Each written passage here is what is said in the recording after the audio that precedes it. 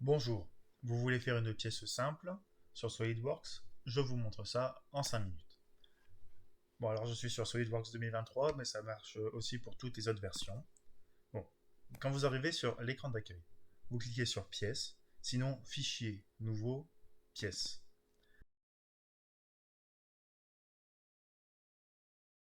On se retrouve sur cet écran, mais pas de problème.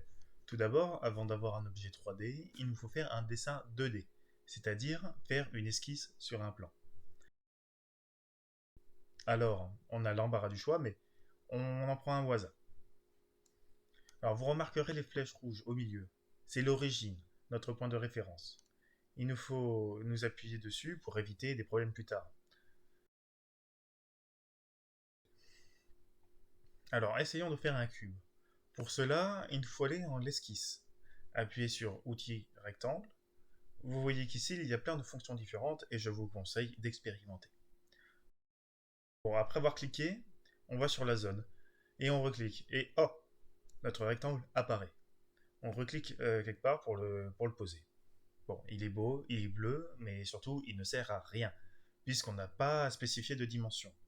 Alors on va chercher en haut, cotation intelligente, et on clique sur des segments pour lui donner, par exemple, 25 mm.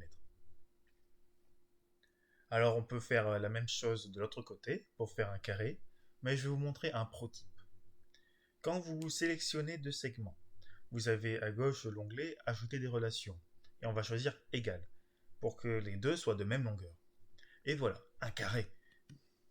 Vous pouvez voir toutes les relations dans les petits carrés verts. Bon, notre esquisse n'est pas attachée à une référence. Vous voyez, je peux la bouger. Alors je prends ce point et je le rends coïncident avec l'origine. Maintenant, on ne peut plus le bouger du tout, l'esquisse est devenue noire, ça veut dire qu'il est bien contraint. Bref, c'est-à-dire qu'on n'a rien oublié. C'est bon, on a un carré, mais on veut un cube. Alors en haut à gauche, on va chercher fonction bossage. Il détecte automatiquement la zone et nous demande la hauteur de notre pièce. Alors je peux écrire 25 ou simplement cliquer sur la cote pour copier. Ou alors, pro type encore, écrire égal et sélectionner la dimension. Avec ça, vous êtes sûr que votre cube en restera 1 si vous changez cette dimension. Et tadam, un cube parfait. Vous pouvez le enregistrer avec CTRL S ou aller ici, enregistrer sous. Allez, j'ai un peu de temps, on va lui faire un trou à ce cube. Alors on répète l'opération. Esquisse et... Ah mince, il nous faut un plan. Mais on peut choisir une face de notre pièce comme telle. Alors ensuite, on va chercher cercle. On le dépose ici et on va chercher à le mettre bien au milieu. Je peux l'aligner avec l'origine avec l'aide des relations. Et pour l'autre axe, plutôt que de faire une cotation, je vais préférer prendre un point de construction et le poser pile au milieu, créant une relation point-milieu. Et hop, on aligne. Le centre du cercle est noir. Maintenant, on donne un diamètre. Au hasard, 10 mm. Allez.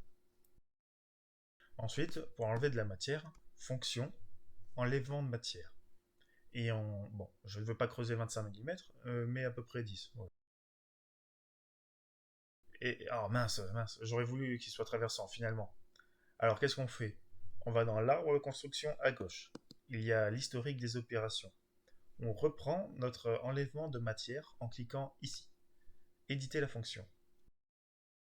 J'en profite pour vous montrer les différents paramètres. On a borne, mais on a aussi à travers tout, jusqu'à la surface.